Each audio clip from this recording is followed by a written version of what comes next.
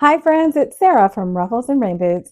Today I'm going to introduce you to what I've been working with for a little while. The OMTech Polar Lite. Now, if you're looking for a desktop CO2, this is a 55 watt that will cut through acrylic like butter. Today's review to talk about setup and software a little bit, but primarily materials and settings. I'll talk about the performance, where the machine liked to perform, and then I'll also talk about what I liked about it and what I didn't. We'll talk briefly about cleaning and maintenance because I don't think enough people talk about that in laser reviews. And then finally, I believe they had a specific persona in mind when they created this laser. And I want to share my perspective on that and see if this laser may be something you want to add to your library. Let's just get to it. So as you can see, it arrived in a crate. I'm using a Superman's fingernail and a pair of Lyman's tools in order to lift these tabs, and then we just basically lifted the top off. It is very well packaged. You can see in here we have a lot of foam completely surrounding it. Everything is inside, and again, well packaged. I just finished setting up. It was simple. 20 minutes. I just added a handle, some plugs, and a vent on the side of the machine. The venting is something that I would absolutely change. It comes with this silver duct venting like a dryer. I don't know. And that material will get micro tears and fractures all the way through it just by setting it up. So I am going to replace that. If you are brand new, there are two types of air. Internal air is included with Polar Lite. You don't need to worry about that. This has a fan inside that pushes all of the air inside the unit out. That normally is vented right outside. Now all we have to do is set up the machine with our software. For those of you who have a Windows device, you can use the included USB stick. Just pop that in and run it through RDWorks. It's a free program and you will be good to go. If you are like me and you have a Mac device, you cannot run RDWorks and will need something called Lightburn. Now, Lightburn is the industry standard software. Lightburn has amazing tutorials, both on their socials and here on YouTube. So you will be able to start learning that very quickly. So I'm going to go ahead and get mine connected to Lightburn and we will start our test. Okay, so future me here. I meant to say in that video that the mini manual that I got for this machine it's woefully inadequate because there's a QR code on the actual machine itself that teaches you everything about how to do everything from setup to focusing your laser, instructions for actual materials and some warnings, as well as cleaning. Okay, so you can see I'm going to be using a couple of versions of Lightburn 2.0 and 1.7. So here's 2.0. You can stay in beginner mode. You'll see I get out of it fairly quickly. For devices, it's really easy. You can see I already set mine up right here, but here's how you do it. You hit Find My Laser after you connect the USB, and then it'll go through a little wizard. And once it finds it, you're going to be asked a couple of questions. You can name it, choose inches and millimeters, or just millimeters, whatever you prefer. Choose where your origin is, and then if you have a whole bunch, you can even just set a default laser. So the next section, if you want to use it, you don't have to, is the USB cam. So you can see here, I have a camera option to set up through Lightburn. You'll have to give it permission inside of your MacBook, but once you do, you can actually start the, how would I call this? Extensive calibration and alignment testing for the camera. So before I get into all of the projects, I want to talk about the most asked question that I saw in forums and Facebook groups, and that has to do with the focusing of the laser. Now, for those of you who are new, focusing just means it's going to measure the distance between our laser module and the material. Well, ideally, we want that beam to be as narrow and directed as we can.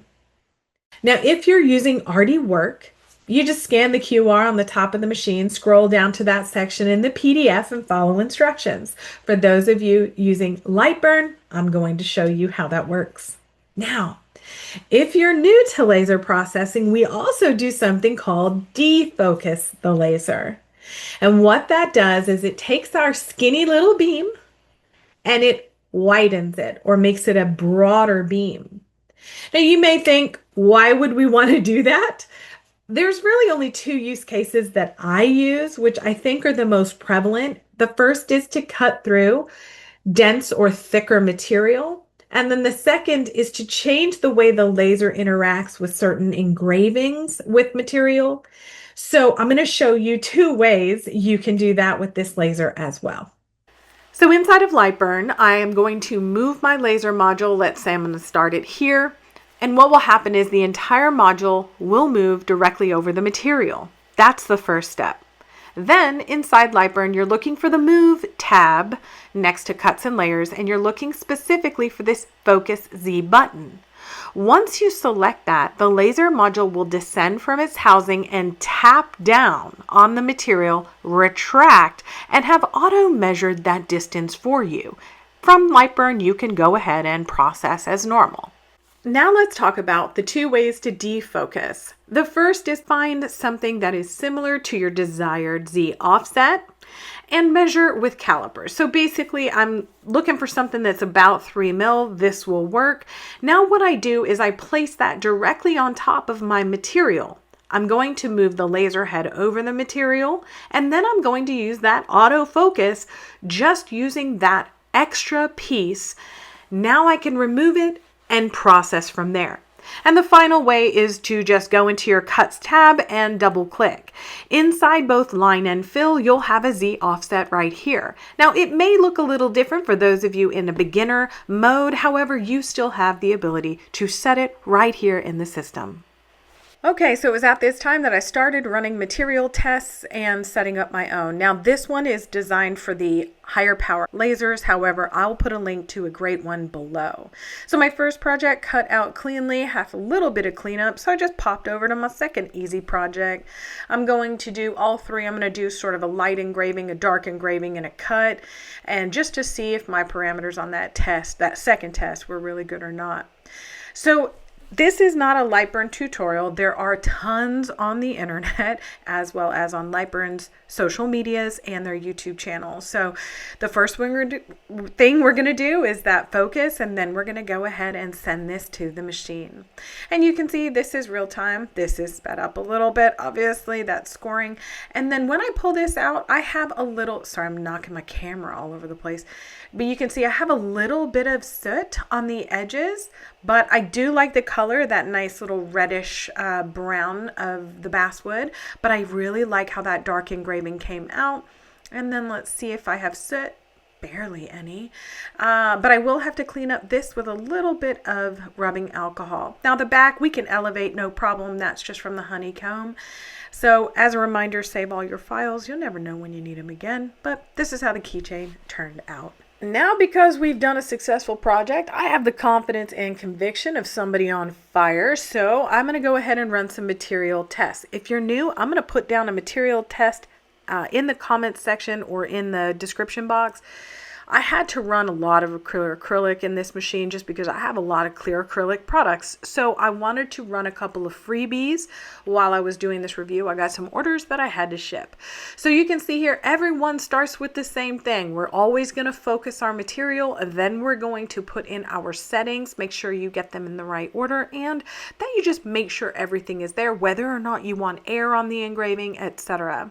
You send it to the machine and let the work happen for you. I ran quite a few of these. I use Novus to clean up all my clear acrylic stuff. So after I take these off here, I will put on some gloves and clean off all of the acrylics. So let me stop moving this, and you can see it did a very nice engraving. I also ran some ornaments for some orders, and they were quick and easy as well. Okay, so now I'm going to move on to the opaque acrylics. My settings for this were always 55, 7, and 1. I had one project hang up right here. That was it, all out of everything. When I did put on some 3M 467 on the back, I did bump it up to 67 and 1 to always get through that and the backing paper. Now, one thing I will say is, man, this laser absolutely hated this particular masking. So the only flare-ups I got was from this project right here. So I just, made sure to remove that. All of the colors can be pretty much run between, I don't know, 45 and 70. And I say 70 is on the really high end and shocked me. So this project I actually messed up and had to redo because I forgot to cut the little girl's name out. But I wanted to see how this would all work together, how the kerf was and all that. So here it is all clamped, and here's the final project that actually will go in the trash because I forgot to cut it out. I ran some UV printed acrylic to see if I could get really nice edges, and this one was the only surprising color. I had to bump it up to 76-1 to avoid getting a little haze around it. It was an odd thing, and it could be just the cast of that acrylic, but all of these were such good edges, such great cuts. Again, if you want to run acrylic in this machine, she's fancy. She's going to do you a solid. Okay, so I always put my projects together with 467 MP, but for this one, I did want to try this stuff, which is clear weld. I usually use like weld on 3 as well. All of the projects worked flawlessly. That one is actually dirty. You can still see, still has the paper on it, but I was really happy with how the acrylics ran. So from there, you can see on the screen, I will put Laser Makerette. This is again from Houston Acrylics, and I burned a little too hot on all of these. As usual, this stuff is gross. You got to clean it up, but I wanted to run these tags for a fundraiser, like little place tags to wrap around napkins as a fundraiser thing. And they did so well on the engraving. This, I mean, it's beautiful. Let me show you in just a second. I did run some laser foil and the score line just to see how they performed.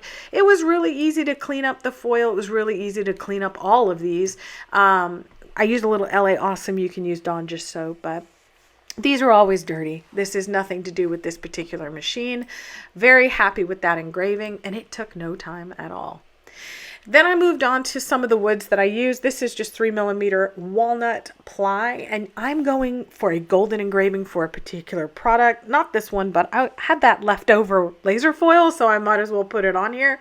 So here is where I actually determined that I don't exactly know where this laser starts. And you can see here I was already jumping up, looking at this going, oh, it's gonna miss, and it did. It missed right there, and that's my fault. But I'm going to keep going because this is already just testing anyway. I'm not making to stock. So we're going to pull that off. We're going to engrave. Now, I did like how the dark engraving came out, but I burned the goodness out of this because I had one thing that just would not break on that plywood. So obviously that's not great, but I did like the engraving and I did like the score. I messed up the settings on this one, which is really good actually, because now we're going to work on that placement that I said I failed so bad about. Pop that right back in the machine on the back side. Thought I had it here, and literally this is me moving the camera accidentally because I was like, ooh, I'm going over that magnet. I really thought I was, but I didn't. And let me pull this out of the machine because this was the golden engraving I was going for after I had a mini heart attack. But you can see up against that gold wax. Oh, that's going to be nice. Okay. So now I knew I needed to work on placement, so I made sure my honeycomb was square. I squared in this little gift tag, and then I attempted to engrave on this Dollar Tree hexagon magnet. Now, there's no red dot. And I miss it because now I'm used to it with all my lasers, or I'm used to doing things like absolute coordinates. So this was a little difficult for me to do without a jig. Now, if you're new, this doesn't matter because you can use a jig, but you can see I had a good many processes that made that not even close to good. Ooh, out of frame. But I'm not a quitter, kids, so I'm gonna put another one in there and see if I can get that right this time. So again, I did a little movement and tapping to see if I knew where it was gonna fire. So let's see. 2 full moves without me being on tap. So again, I'm not really sales ready for these with this laser, but again, I can make a jig and just do it like that. So now that I, was thoroughly upset with myself with those, I'm just gonna try this same process without a jig, without absolute coordinates, to see if I know where that laser is going to fire. And here's a spoiler alert. The bottom engraved on my magnet, which made me super sad. I'm also really far off in left and right. So I turned it over barely, barely made it onto that. But I did get the left and right placement correct. So congratulations to me. Barely onto that gift tag. Okay. So now that I had that done, I'm going to move on to some other placement things. Now this is 100% my fault. There was supposed to be another line on the top of that and I took it out of the machine.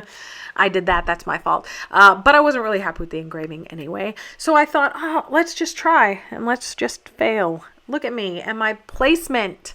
So I did actually really like the engraving color on that. So figured that out. But that left-right placement, I'm a little too far over to the right. So now I'm just going to go ahead and work on some Kerf projects. Here you can see, get your calipers out. I did both basswood and acrylic and dropped that. But after they painted that, we left the base clean. So I turned it over so you can kind of see the base. There you go. That's the back. So a little cleanup or a little elevation seems to be par for the course. These all cut out so beautifully. Every single CO2 laser I do, I always make an earring stand because you always want to see how well these cut out. The Kerf was exact.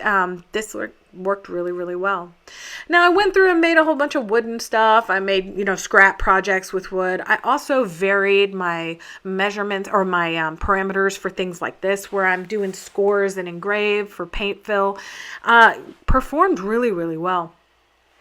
Now to the part that no one ever talks about, which is cleaning. And if you're new, get used to it because cleaning is going to have to happen. So here's my fault. Okay. So I did not raise up the laser module, raise up the laser head into the module. And so you can see, I almost have another mini heart attack when I'm taking that out. Let me zoom in here. Sorry, it's so close, but you can see that made me so nervous. But once you do get that out, look, it's so fancy in here. All of these are just going to be vacuumed out with a mini vac. And then all the rest of it's a damp paper towel to get all that out. So I did go ahead and take off everything so you can kind of see it here. My fans were not dirty, but ooh, look at the covers. There's some grossness there, so I'll tell you how I clean them. But I do like to use a light to see how everything is looking back there. It just helps me, so I'm going to wipe off the front. And then I grab my trusty foam swabs and just get every little nook and cranny. Not a lot of cleaning to do this early on. I did use a light on the mirrors. Now, on the left-hand side, there's no cover on this side, so you can not only clean your mirrors over here, just quick clean, but you can also check your fluid level. That is an easy panel, by the way, to take off. Now I just wiped everything down with a very lightly damp thing. I stay away from the rail. Once every so often, you're going to have to grease that rail again with like some, lubricants. But again, to clean this one, I just held the fan in place. The machine is off and unplugged. And then I just used this other foam swab to clean anything right through those holes. Again, I wish I would have remembered to raise up that laser head, but you just make yourself a checklist. I did. So before I get into what I would change and who I believe the laser is for, one quick caveat. I will still want to test slate, glass, and some thicker hardwoods. If you want to see additional testing, go ahead and leave that down below and be sure to subscribe. Okay, as you can see here on the website, there are multiple bundles that you can get. So I want to just sort of scooch all the way through here and say, if you have a Windows device, you can start here. You can either get just the machine or add on the rotary. If you have a Mac device, this is probably your best bet for an all-in package. Now, I want to also caveat this is just my opinion and it's just what I value. Neither of these two things are deal breakers. My first request is that you understand what this is right here. So in the front of the machine, you have the ability to remove 3 screws, a frame, and then pop out a little panel. That will happen in both the front and the back and allow you what is called the pass-through. This is not a conveyor system. So if you're new, a conveyor will automatically move that material in through the laser for you. A pass-through is you manually place the material in, usually use a set of registration marks so that you can process and then move that material where you need it to be. Second thing, you may have guessed already, I want a red dot. I want to know where that laser is going to fire every single time. If you know of one that is aftermarket and works with this, please let me know. Put it down below and I'll buy it. Now, for those of you who are new, neither of those things are deal breakers. If you want to work on something like this, where it's always the same thing, you like patches, right? You want to throw in a patch or throw in a keychain or something like that. You can. You can create a jig in under a minute using very inexpensive laser material, and you could repeatedly process it. I have just become accustomed to that red dot. Now, in the beginning, I mentioned that I felt they had a particular user in mind for this machine. Number one, you're price conscious. Now, babe, in this economy, we're all price conscious, but this is an aggressively priced CO2 laser from a brand who is known for a variety of lasers in a spectrum. Number two, you are not looking for a plug and play system. So you have to become very familiar with testing your machine and the material you are using. Now, if you're brand new, don't worry. I'm going to put a link to the laser library that I bought and tested below. In my opinion, it was 85% there, which is a huge anxiety reducer for a lot of people new to this craft. So don't worry, you have some guidance, but you really do have to become familiar with running your own material tests. Also down below, in addition to the library, I'm going to put a Facebook group that I found invaluable, specifically for a beginner-friendly test to run on this laser. I found that to be, it's called it's a Facebook group called Desktop Lasers. I'll get the link and put it down in the description box below. But it was a very accurate test where a lot of the other ones were not as good as it. So I'll put that down below.